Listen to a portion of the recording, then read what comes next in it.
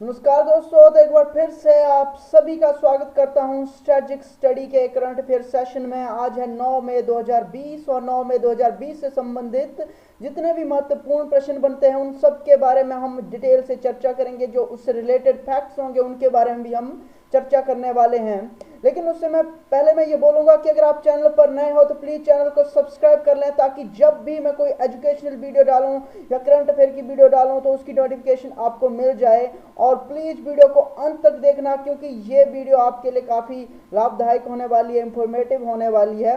तो वीडियो अंत तक देखना, क्योंकि हर एक फैक्ट इंपॉर्टेंट है। मैंने नोट्स बना के आपके लिए बहुत सारे जगह जगह से चीज़ों को ढूंढ निकाल करके आपके लिए एक जगह इकट्ठा लेकर आया हूं। तो चलिए दोस्तों, आज का सेशन शुरू करते हैं।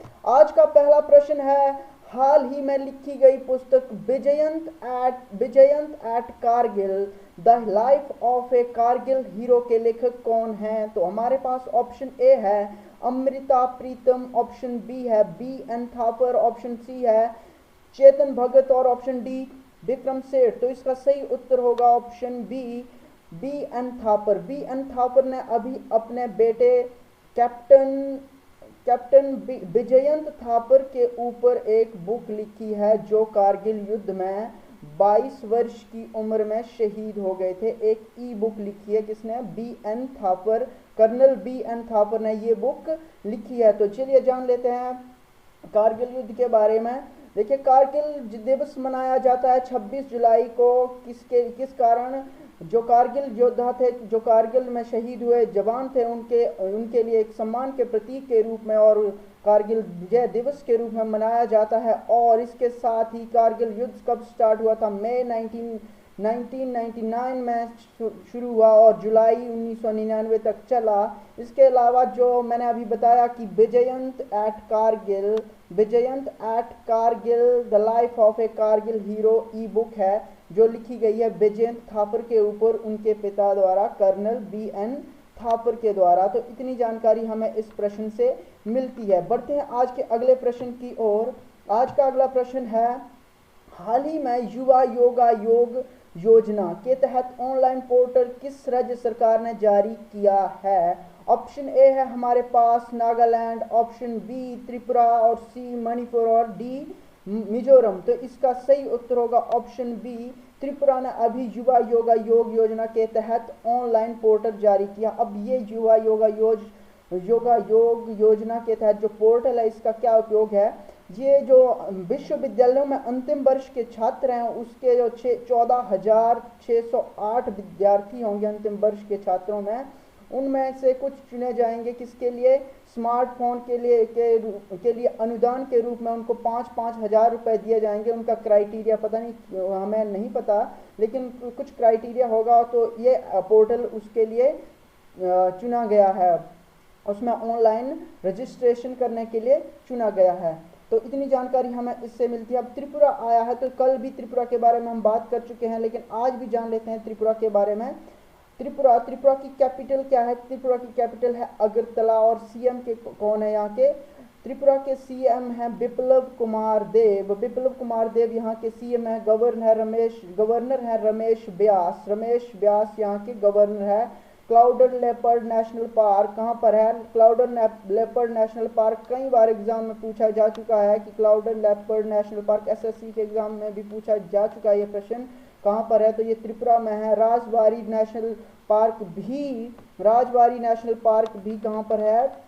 ये भी त्रिपुरा में है। और रोवा wild life sanctuary, गुमती wild life sanctuary, ये दोनों ही त्रिपुरा में है। रोवा और गुमती वाइल्ड लाइफ सेंचुरी त्रिपुरा में। इसके अलावा रुद्र सागर लेक, ये भी बहुत इंपॉर्टेंट है। रुद्र सागर लेक ये भी त्रिपुरा में ही है। और अगर त्रिपुरा में लोकसभा की सीट्स की बात की जाए तो 2 है, और विधानसभा सीट्स की बात की जाए तो यहाँ पर 60 विधानसभा सीट्स हैं। तो इतनी जानकारी हमें इस प्रश्न से मिलती है। बढ़ते हैं आज के तीसरे प्रश्न की ओर। आज का हमारा तीसरा प्रश्न है, मुस्तफ़ा अल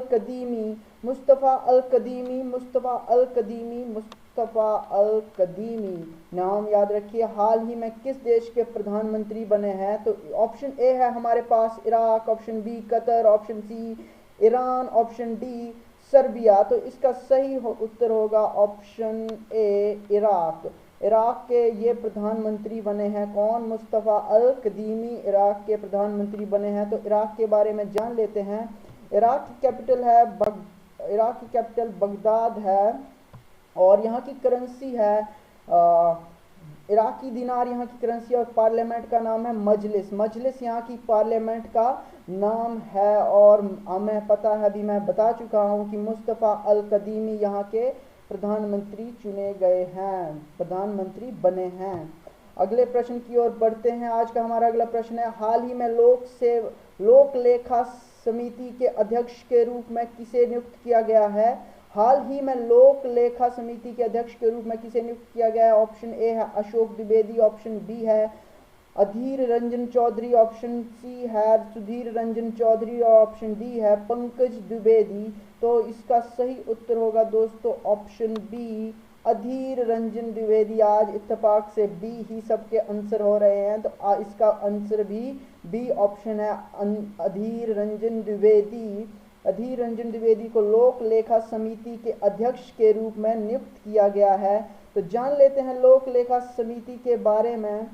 देखो, लोक लेखा समिति की स्थापना कब हुई थी? लोक लेखा समिति की स्थापना हुई थी 1921 में। ध्यान दीजिएगा, 1921 में लोक लेखा समिति की स्थापना हुई थी। किसके द्वारा हुई थी? गवर्नमेंट ऑफ इंडिया एक्ट 1919 के द्वारा इसकी स्थापना की गई थी। इसकी स्थापना गवर्नमेंट ऑफ इंडिया एक्ट के द्वारा 1919 एक्ट था उसके द्वारा की गई थी। इसके अलावा इसमें जो पब्लिक अकाउंट कमेटी है, लोक लेखा समिति है, उसमें 22 मेंबर होते हैं। कितने मेंबर होते हैं? 22 मेंबर होते हैं। 15 जो है लोकसभा से होते हैं और 7 जो है वो राज्यसभा से होते हैं। आप, मुझे उम्मीद है आप समझ रहे होंगे क्या बोलना चाहता हूँ। 7 मेंबर जो राज्यसभा से होते हैं और जो इनके चुनाव होता है, जो इलेक्टेड किए जाते हैं, पीएसी का पब्लिक अकाउंट कमेटी के मेंबर इलेक्ट किए जाते हैं, वो पार्लियामेंट के जो मेंबर्स होते हैं उन्हीं में से इलेक्ट किए जाते हैं। by the system of proportional representation by single transferable vote. तो ताकि सभी दलों को उचित प्रतिनिधित्व मिल सके, सभी दलों के जो सदस्य होंगे उनको प्रतिनिधित्व मिल सके, इसीलिए इसका चुनाव विधि का प्रयोग किया जाता है, proportional representation bye means of single transferable vote. अब ये मैंने बता दिया है कि क्या है पब्लिक अकाउंट कमेटी, और ये भी बता दिया था कि अधीर रंजन चौधरी को अभी हाल ही में पब्लिक अकाउंट कमेटी का अध्यक्ष चुना गया है। भूलना मत, याद रखना, अधीर रंजन चौधरी को चुना गया है। इसके अलावा founded on 1921 bye act of government act of 1919 by government of India act 1999, 22 members, 15 from Lok Sabha, 7 from Rajya Sabha, and elected member of PAC are elected among parliament members। और इतनी जानकारी हमें इस प्रश्न से मिलती है। बढ़ते हैं अगले प्रश्न की ओर। अगला प्रश्न है, हाल ही में किस देश ने रॉकेट लॉन्ग मार्च 5B का सफलतापूर्वक परीक्षण किया है? तो चीन ने अपने सबसे बड़े, अभी हाल ही में चीन ने रॉकेट लॉन्ग मार्च 5B का सफलतापूर्वक जो है परीक्षण किया है और ये चीन का सबसे बड़ा रॉकेट है। इसके अलावा इस चीन के बारे में जान लेते हैं। चीन ने ये रॉकेट लॉन्च किया है तो इसके बारे में जान लेते हैं। चीन की राजधानी आप सभी को पता होगा बीजिंग है। चीन की राजधानी बीजिंग है और यहाँ का सबसे बड़े शहर की बात की जाए तो शंघाई और SCO का मुख्यालय भी कहाँ पर है? शंघाई में। इसके अलावा बात करते हैं president of China Xi Jinping यहाँ के प्रेसिडेंट है। और रेनमिनबी या युआन बोल सकते हैं आप, रेनमिनबी और युआन यहाँ की करेंसी है। और हैंड इन हैंड अगर मिलिट्री एक्सरसाइज के बारे में आपने सुना होगा तो ये भी किसके बीच में होती है? चाइना और इंडिया के बीच में होती है। पार्लियामेंट का नाम है चाइना की पार्लियामेंट का क्या नाम है? चाइना की पार्लियामेंट का नाम है द नेशनल पीपल्स कांग्रेस। का नाम है the national people Congress, China की पार्लियामेंट का नाम है। बढ़ते हैं आज के अगले प्रश्न की ओर। आज का हमारा अगला प्रश्न है, हाल ही में किस हाल ही में किसने सुरक्षित दादा दादी नाना नानी अभियान शुरू किया है? हमारे पास ऑप्शन ए है DRDO, option B NITI Aayog, option C ISRO और ऑप्शन डी गृह मंत्रालय। तो इसका सही उत्तर होगा ऑप्शन बी नीति आयोग ने अभी हाल ही में सुरक्षित दादा दादी और नाना नानी अभियान शुरू किया गया है। तो ये अभियान क्या है? हम जानते हैं कि कोविड-19 की महामारी के समय में जो वृद्ध लोग हैं उनको ज़्यादा इस वायरस का खतरा है, तो उससे उनके स्वास्थ्य के बारे में जागरूकता पैदा करने के लिए और उनकी जो जीवन शैली है उनके बारे में जागरूकता पैदा करने के लिए ये सुरक्षित दादा दादी और नाना नानी अभियान शुरू किया गया है। अब नीति आयोग ने किया है, तो नीति आयोग के बारे में जान लेते हैं। नीति आयोग की स्थापना हुई थी 1 जनवरी 2015 को, सॉरी 1900 बोल रहा था मैं, स्थापना हुई थी 1 जनवरी 1900, सॉरी एक बार फिर निकल रहा है, स्थापना हुई थी 1 जनवरी 2015 को। और इसकी किसके स्थान पर? योजना आयोग। योजना आयोग दिमाग में बार बार आ रहा है क्योंकि 1950 में उसकी स्थापना हुई थी, तो बार बार दिमाग में योजना आयोग के आते मैं 1900 बोल रहा हूँ। तो फॉर्म्ड इन 1 जन 2015 और इसका फुल फॉर्म होता है national institution for transforming India.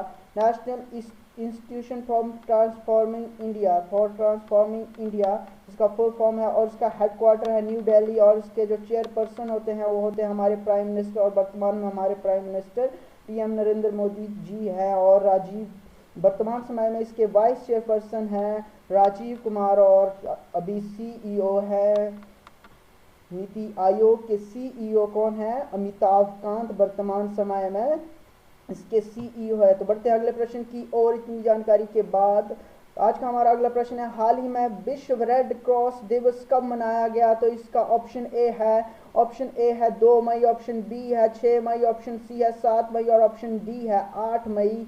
तो इसका सही उत्तर होगा ऑप्शन डी, 8 मई को विश्व रेड क्रॉस दिवस मनाया जाता है। और क्यों मनाया जाता है? क्योंकि इस दिन इसके फाउंडर कौन थे? हेनरी ड्यूनेंट के जन्म दिवस के अवसर पर इस विश्व रेड क्रॉस दिवस मनाया जाता है। रेड क्रॉस के बारे में जान लेते हैं। इसकी स्थापना हुई थी रेड क्रॉस की स्थापना हुई थी, रेड क्रॉस सोसाइटी की स्थापना हुई थी 9 फरवरी 1863 में रेड क्रॉस कमेटी की स्थापना हुई थी जेनेवा स्विट्जरलैंड में, और इसका हेडक्वार्टर भी कहाँ है? स्विट्जरलैंड में है। अब मई में आए महत्वपूर्ण दिनों की बात करें तो 2 मई को मनाया गया था विश्व टूना दिवस। टूना एक मछली की प्रजाति है, मैंने आपको पहले ही बताया। और 1 मई को मनाया गया था विश्व श्रमिक दिवस, 2 मई को ये विश्व टूना दिवस, और 3 मई को विश्व प्रेस स्वतंत्रता दिवस, 4 मई को विश्व अग्निशामक दिवस, और 5 मई को मनाया गया था अस्थमा डे। 6 मई को कोई दिवस नहीं था, और 7 मई को मनाया गया था, इंपॉर्टेंट डे के बारे में बात कर रहे हैं हम, 7 मई को मनाया गया था विश्व एथलेटिक्स दिवस। तो इतनी जानकारी हमें इस प्रश्न से भी मिलती है। बढ़ते हैं अगले प्रश्न की ओर। आज का हमारा अगला प्रश्न है, हाल ही में किस राज्य ने CM ऐप लॉन्च किया है? ऑप्शन ए है हमारे पास कर्नाटक, ऑप्शन बी है आंध्र प्रदेश, ऑप्शन सी है तमिलनाडु, ऑप्शन डी है महाराष्ट्र। तो इसका सही उत्तर होगा ऑप्शन बी, आंध्र प्रदेश ने अभी हाल ही में CM ऐप लॉन्च किया है। तो जान लेते हैं CM ऐप के बारे में और आंध्र प्रदेश के बारे में। CM ऐप का फुल फॉर्म होता है comprehensive monitoring of agriculture price and procurement to monitor. तो ये क्यों लॉन्च किया गया? किसके लिए? To monitor the agriculture need of the farmer in the state. तो ये इसलिए लॉन्च किया गया है। जितनी भी इस जो ऐप है जिसमें जो किसानों के उपयोग के लिए जितनी भी वस्तुएं होती है उसके प्राइस जितना होगा या उसके कहाँ उपलब्ध होगी उसके बारे में जानकारी इस ऐप में मिल जाएगी। तो अब बात करते हैं आंध्र प्रदेश के बारे में। कैपिटल की बात की जाए तो अमरावती कैपिटल है। अगर 3 कैपिटल जो विधेयक बिल जो पास हुआ था आंध्र प्रदेश विधानसभा में, तो उसके बाद उस हिसाब से बात की जाए तो अमरावती यहाँ की लेजिस्लेटिव असेंबली है, और विशाखापट्टनम एग्जीक्यूटिव और जुडिशियल जो कैपिटल है वो है कुर्नूल यहाँ की जुडिशियल कैपिटल है। अगर यहाँ पर नागार्जुन बांध, श्री सेलम बांध, श्री सेलम डैम और नागार्जुन डैम आंध्र प्रदेश में है, और पापीकोंडा नेशनल पार्क और श्री वेंकटेश्वर नेशनल पार्क। कौन कौन से national park? Papikonda national park भी यहीं पर है। श्री वेंकटेश्वर नेशनल पार्क की बात की जाए तो वो भी यहीं पर है, आंध्र प्रदेश में ही है। और गवर्नर है यहाँ पे ब्रिजभूषण हरिचंदन, ब्रिजभूषण हरिचंदन यहाँ के गवर्नर हैं। और सीएम कौन है यहाँ के? वाई.एस. जगनमोहन रेड्डी। वाई.एस. जगनमोहन रेड्डी आंध्र प्रदेश के सीएम है। मैं हर बार हर राज्य के बारे में, जब भी राज्य होता है या देश के बारे में होता है, मैं उसके रिलेटेड इम्पोर्टेंट फैक्ट आपके साथ शेयर करता हूँ। तो कई तीन तीन बार वो हो जाते हैं, तो इससे हमारा रिवीजन भी होता है बार बार। तो मैं तभी बताता हूँ वही फैक्ट दोबारा से। इसके अलावा बात की जाए तो कुचिपुड़ी जो है ये प्रसिद्ध डांस है आंध्र प्रदेश का, और ये प्रसिद्ध डांस है आंध्र प्रदेश का कुचिपुड़ी। और भाषा के आधार पर गठित होने वाला भारत का पहला राज्य कौन सा है? वो भी आंध्र प्रदेश ही है। तो ये इतने फैक्ट हमें इस प्रश्न से बनते हैं। मैं सिर्फ ना केवल एक करंट अफेयर से रिलेटेड फैक्ट पढ़ाता हूँ, बल्कि जितने भी उससे संबंधित फैक्ट बनते हैं, आप देखो आंध्र प्रदेश के बारे में जितना जो भी आया मैंने उस सब के बारे में कितनी सारी बातें बता दी।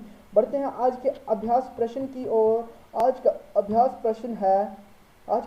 प्रश्न है, हाल ही में किस राज्य ने आयुष कवच कोविड ऐप लॉन्च किया है? हाल ही में किस राज्य ने आयुष कवच ऐप लॉन्च किया, कोविड ऐप लॉन्च किया? हमारे पास ऑप्शन ए है पंजाब, बी उत्तर प्रदेश, सी हरियाणा और डी झारखंड। तो इसका उत्तर क्या है आप मुझे कमेंट बॉक्स में ज़रूर बताना। और इसी के साथ अब पिछले अभ्यास प्रश्न की बात करें तो पिछले अभ्यास प्रश्न का उत्तर होगा सुरेश रेड्डी को हाल ही में भारत का राजदूत ब्राज़ील में नियुक्त किया गया है। भारत का जो ब्राज़ील में राजदूत नियुक्त किया गया है वो कौन है?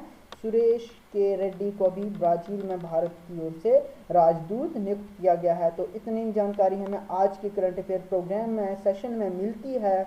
तो आज के करंट अफेयर में इतना ही, और इसी के साथ आप सभी से अलविदा लेता हूं। लेकिन इससे पहले मैं बोलूँगा कि सीखते रहिए, सिखाते रहिए, क्योंकि जो हम सीखते हैं और उसको किसी दूसरे को बताने की कोशिश करते हैं तो वो चीज़ हमारे दिमाग में परमानेंट घर कर जाती है। तो इसी के साथ आप सभी से अलविदा लेता हूँ। खुश रहें और अपना ख्याल रखें। धन्यवाद।